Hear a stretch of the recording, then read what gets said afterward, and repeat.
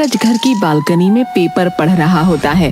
तभी phone call की आवाज सुनकर, हेमा, देखना जरा, इतनी सुबह सुबह किसका फोन आया है? क्या? अरे क्या हुआ? किसका फोन था? अरे वो माँ जी। क्या हुआ माँ को? रेखा जीजी का फोन था। वो कह रही थी कि माँ जी की तबीयत बहुत ही ज्यादा खराब है, हमें आज ही गांव के लिए निकलना होगा। हाँ, तुम सामान पैक करो, हम अभी गांव के लिए निकलेंगे। फिर पंकज का पूरा परिवार गांव के लिए निकल जाते हैं। हम कहाँ जा रहे हैं मम्मी? बेटा, हम रामटेक के लिए निकल रहे हैं। तुम्हारी दादी की तबीयत बहुत ही ज्यादा खराब हो गई है। और कितनी दूर है गांव पापा? बस थोड़ी देर में पहुंच जाएंगे बेटा। गांव की सीमा पर पहुंचते ही तेज हवाएं चलने लगती हैं और बादल काले हो जाते हैं। अरे अचानक इस मौसम को क्या हुआ? मम्मी वो देखो, वो लड़की ऐसे मौसम में भी बाहर घूम रही है। कहाँ है?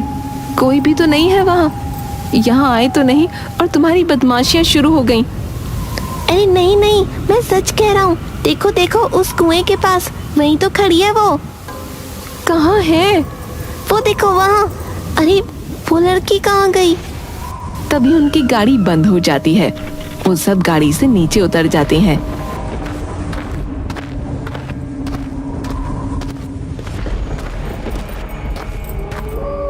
मम्मी वो यहाँ खड़ी थी, बिल्कुल यहीं खड़ी थी।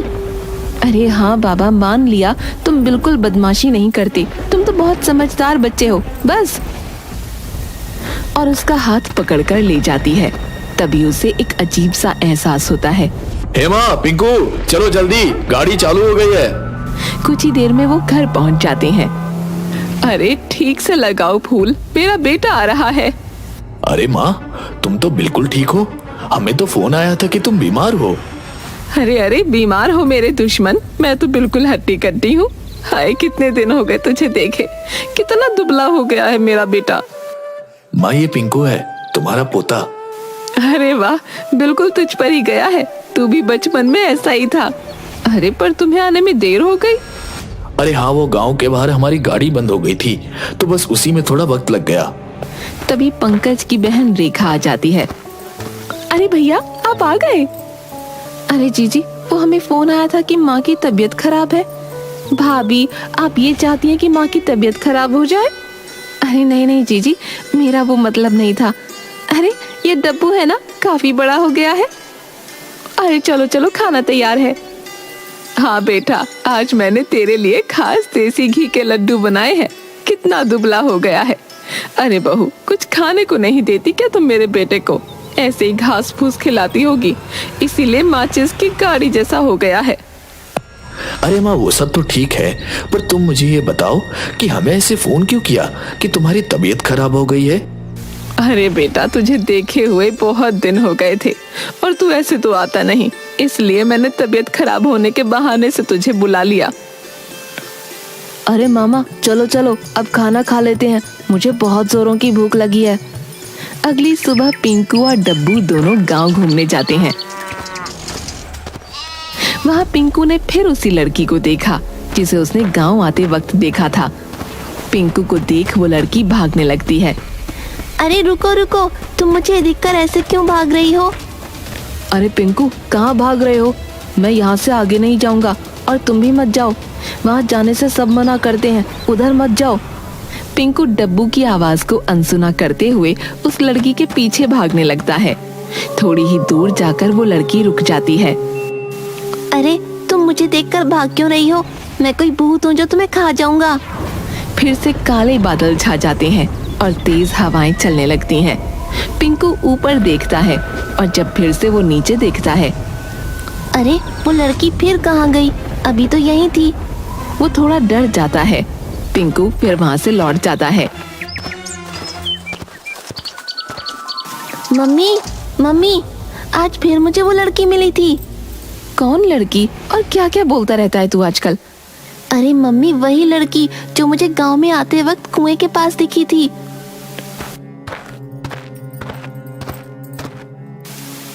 पिंकू, पिंकू, अरे ओ पिंकू, मैं क्या सुन रही हूँ? तू ऐसे अकेले उस कुएं की तरफ क्यों भाग रहा था?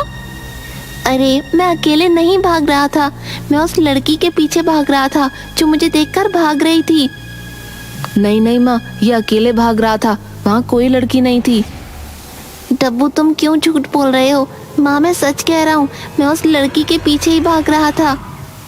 ए पिंकू, मैं तुझे बोल दे रही हूँ, तू आगे से अकेले गांव में नहीं भटकेगा और खासकर उस कुएं की तरफ बिल्कुल भी नहीं जाएगा। अब चल जा अपने कमरे में। अरे रेखा, तुम उसे इतनी सी बात के लिए इतना क्यों डांट रही हो? अरे भैया कुछ नहीं, वो ऐसा है ना, अकेले इधर उधर जाएगा और रास्ता भूल गया तो इसीलिए बोल रही हूँ। यही बात है ना कि और भी कुछ बात है? अरे नहीं नहीं भैया, बस यही बात है। माँ वैसे गांव में एक अलग तरह का सन्नाटा छाया हुआ है, कोई बात है क्या? अरे नहीं नहीं बेटा, ऐसी कोई बात नहीं है। पिंकू अपने कमरे में बॉल से खेल रहा होता है। उसे फिर वही लड़की खिड़की के बाहर दिखाई देती है। उसे देखकर पिंकू उसके पास जाता है। रुको, भागना मत। कौन हो तुम और मुझे देखकर ऐसे भाग क्यों रही हो? क्योंकि माँ कहती है इस गांव के लोग बहुत बुरे हैं। बुरे हैं मतलब? अच्छा चलो छोड़ो, तुम मुझे ये बताओ तुम्हारा नाम क्या है? मेरा नाम स्वीटी है। मैं यहाँ नया नया आया हूँ, क्या तुम मेरी दोस्त बनोगी? तुम्हारी दोस्त? मुझे माँ से पूछना होगा। अरे दोस्ती भी कोई माँ से पूछकर करता है। ठीक है। तुम ऐसे चुप चुप क्यों रहती हो? क्योंकि माँ ने किसी से भी बात करने को मना किया है। तभी डब्बू आ जाता है। पिंकू, अरे ओ पिंकू, तुम अकेले किससे बात कर रहे हो?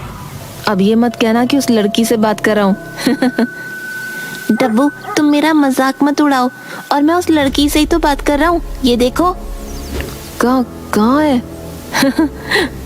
अरे यहीं तो थी। अरे बस बस, और चल, नानी बुला रही है।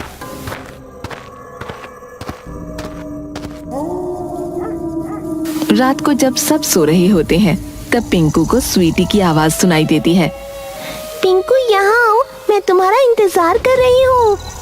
पिंकू आवाज सुनकर घर के बाहर जाता है तो स्वीटी उसे दिखाई देती है। पिंकू चलो मेरे साथ। फिर स्वीटी बिना पलक झपकाए धीरे धीरे कुएं की तरफ आगे बढ़ने लगती है और पिंकू भी उसके पीछे पीछे जाने लगता है। दूसरी तरफ हेमा की नींद खुलती है और पिंकू को पास में न पाकर पंकज पंकज, पिंकू पता नहीं कहाँ चला गया।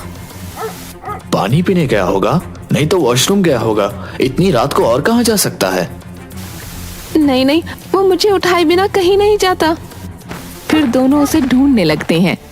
ढूंढते ढूंढते दोनों उस दिशा में पहुंच जाते हैं जिस तरफ स्वीटी और पिंकू गए थे।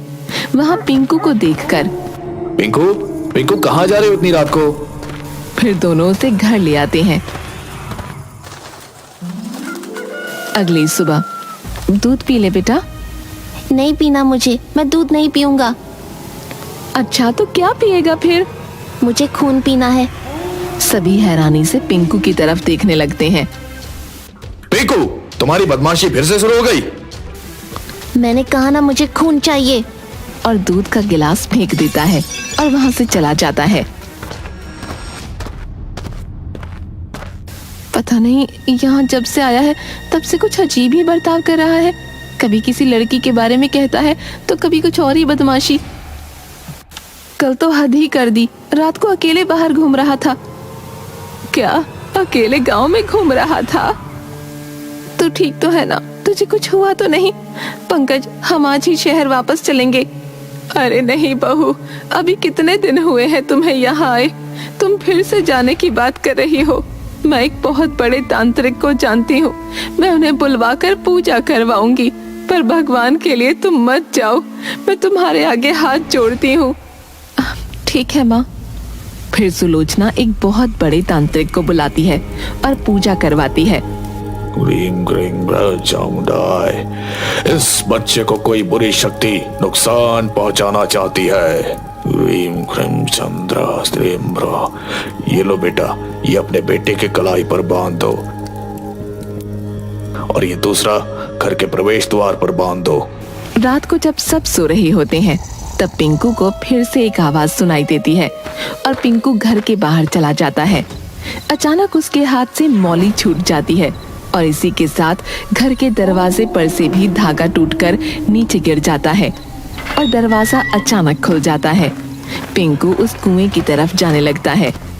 पिंकू, पिंकू रुक जाओ बेटा, रुक जाओ, उस तरफ मत जाओ।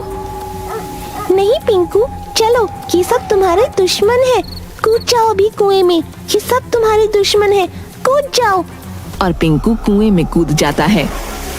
पिंकू, हेमा, हेमा उठो, हेमा क्या हुआ? पिंकू, पिंकू कहाँ है? वो उस कुएं की तरफ गया है। मैंने अभी अभी उसे देखा और वो कुएं में कूद गया। अरे फिक्र मत करो, यहीं कहीं होगा। हो सकता है माँ के पास जाकर सो गया हो।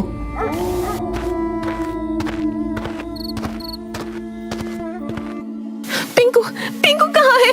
आपके पास नहीं है? नहीं, वो तो तुम्हारे पास ही था ना। नहीं माँ जी, वो मेरे पास नहीं है। फिर हेमा और सभी घबराकर उसे पूरे घर में ढूंढने लगते हैं। माँ, पिंकू तो पूरे घर में नहीं मिला, जाने कहाँ चला गया। मैंने अभी सपने में देखा, वो कुएं की तरफ गया है। हाँ, वो कुएं की तरफ ही गया है, उस कुएं में जाकर कूद गया। माँ जी, मुझे बहुत डर लग रहा है। चलो हम सभी उस कुएं की तरफ चलकर देखते हैं। अरे, इस प्रवेश द्वार का धागा किसने तोड़ा? ये जरूर उस बुरी शक्ति का काम होगा। फिर पंकज और सभी घर वाले पिंकू को मशाल लेकर उस कुएं की तरफ ढूंढने जाते हैं। कहीं ये फिर से उस कुएं की तरफ तो नहीं जा रहा था? कुएं की तरफ? आप सब मुझसे कुछ छुपा रहे हैं। हम जब से यहाँ आए हैं कुछ अजीब ही एहसास हो रहा है। अरे भैया, अब तुझसे क्या छुपाना? उस कुएं पर किसी का साया है और मुझे डर है कि हमारा पिंकू उसी वजह से ऐसी हरकतें तो नहीं कर रहा। साया है? क्या तुम भी अभी भी इन अंधविश्वास में विश्वास रखती हो? मैं इन सब में नहीं मानता। ये बस उसकी शरारत है, ज्यादा लाड प्यार की वजह से बिगड़ गया है। माँ जल्दी देखिए, ये आपका पोता क्या कर रहा है? सुलोचना और बाकी सभी दौड़ते हुए आते हैं।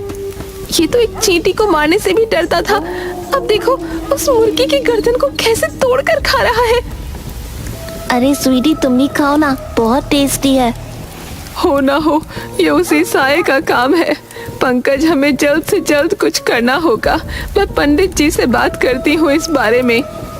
चलो, तुम्हें मेरा घर देखना था ना, मैं तुम्हें मेरे घर लेकर चलती हूँ। पिंकू स्वीटी के पीछे पीछे जाने लगता है। देखो, ये तुम्हारे घर वाले भी हमारे पीछे पीछे आ रहे हैं। ये तुम्हें मारना चाहते हैं, ये तुम्हारे दुश्मन हैं। अगर तुम सब यहाँ नहीं रुके तो मैं खुद की जान ले लूंगा। फिर वो दोनों कुएं के पास पहुँच जाते हैं। देखो, ये है मेरा घर, ये कुआं, इस कुएं में रहती हो तुम। हाँ, मेरी माँ अंदर है, तुम मिलोगी मेरी माँ से, वो बहुत अच्छी है। तभी गांव वाले और पंडित कुएं के पास पहुंच जाते हैं। देखो, वो सब फिर से आ रहे हैं। चलो जल्दी कूद जाओ पिंकू कुएं में, ये सब तुम्हारे दुश्मन हैं, ये तुम्हें मारना चाहते हैं। चलो मेरे साथ। तभी पंडित मंत्रों का जाप करके पिंकू की तरफ भगवान का सिंदूर उड़ा देता है और पिंकू बेहोश हो जाता है। कुएं में भी सिंदूर डाल देता है। फिर साधना तड़पती हुई कुएं से बाहर आती है। साधना, तुम? तू तो वही थी ना जिसने मेरे पोते को वश में करके रखा था। क्या दुश्मनी है तेरी उससे? वो तो यहाँ पहली बार आया है। दुश्मनी? तुम पूछ रही हो कि मेरी दुश्मनी क्या है उससे? अरे याद नहीं तुमने क्या किया था मेरे साथ? कितना गलत किया था तुमने मेरे साथ। गलत किया था मतलब? क्या हुआ था तुम्हारे साथ, बताओ मुझे। पंकज और मैंने घर वालों के खिलाफ जाकर शादी की थी, तो इसने हम दोनों को घर से बाहर निकाल दिया था। फिर हम दोनों यहीं पास में एक घर में रहा करते थे। फिर नौकरी की वजह से पंकज भी शहर चला गया, मैं यहाँ अकेली रहा करती थी। तब ये मुझे यहाँ आकर मुझे परेशान करती और पंकज को छोड़ने के लिए कहती, पर हम नहीं माने। फिर कुछ समय बाद हमारी एक बेटी हुई, तब तक पंकज मुझे छोड़कर जा चुका था और इस सुलोचना देवी ने मुझे खुदकुशी करने पर मजबूर कर दिया। इसी कुएं में मैंने अपनी जान दे दी। मेरी बेटी मेरे लिए रोती बिलखती, पर मैं कुछ न कर पाती। तभी से मेरी आत्मा इस कुएं में भटक रही है। हाँ पंकज, हमारी बेटी स्वीटी, पर तुम तब तक मुझे छोड़कर जा चुके थे। क्या मैं छोड़कर चला गया था? नहीं, तुम ही मेरे साथ नहीं रहना चाहती थी, तुम ही तो मुझसे परेशान हो गई थी। पर मुझे तुम्हारी माँ ने कहा था कि अब तुमने किसी और से शादी कर ली है, तुम मेरे साथ नहीं रहना चाहते। पर माँ ने तो मुझसे कहा था कि तुम गांव छोड़कर जा चुकी हो और तुमने उनसे कहा कि अब तुम मेरे साथ नहीं रहना चाहती। माँ, मतलब ये सब तुम्हारा किया धरा था? तुम हमें अलग करने के लिए इस हद तक गिर जाओगी, मैंने कभी सोचा नहीं था माँ। मुझे माफ कर दे बेटा। माफ कर दूं तुम्हें? तुमने एक बेगुनाह की जान ली है, तुम्हारी वजह से आज साधना मेरे साथ नहीं है और तुम कहती हो कि मैं तुम्हें माफ कर दूं? मुझे तो तुम्हें माँ कहने में भी शर्म आ रही है अब। पर तुम्हारी दुश्मनी तो मुझसे थी, फिर तुम पिंकू को क्यों परेशान कर रही थी, इसे क्यों मारना चाहती थी? क्योंकि मैं पंकज से बदला लेना चाहती थी, मैं देखना चाहती थी कि औलाद से दूर होने का दुख क्या होता है। पर अब मुझे पता चल चुका है कि वो तुम ही थी जिसने हम दोनों को दूर किया था। मुझे माफ कर दो पंकज, मैंने ऐसे ही तुम्हारी माँ पर विश्वास कर लिया। मैं हेमा, पंकज की पत्नी, मैं तुम्हें बताना चाहती हूँ कि पंकज अभी भी तुम्हें बहुत याद करते हैं, वो मुझे तुम्हारे बारे में बताते रहते हैं। हेमा, तुम मुझसे वादा करो कि तुम मेरी बेटी का ख्याल रखोगी। हाँ हाँ बिल्कुल, मैं उसे अपनी बेटी जैसा ही प्यार दूंगी। फिर साधना की आत्मा को मुक्ति मिल जाती है। चलो हेमा, हमें अब शहर के लिए निकलना है। तू फिर से जा रहा है बेटा? रुक जा बेटा, रुक जा, मुझे माफ कर दे। माफ करने लायक तो कुछ बचा ही नहीं अब। और फिर पंकज उसके पूरे परिवार को लेकर वापस शहर चला जाता है।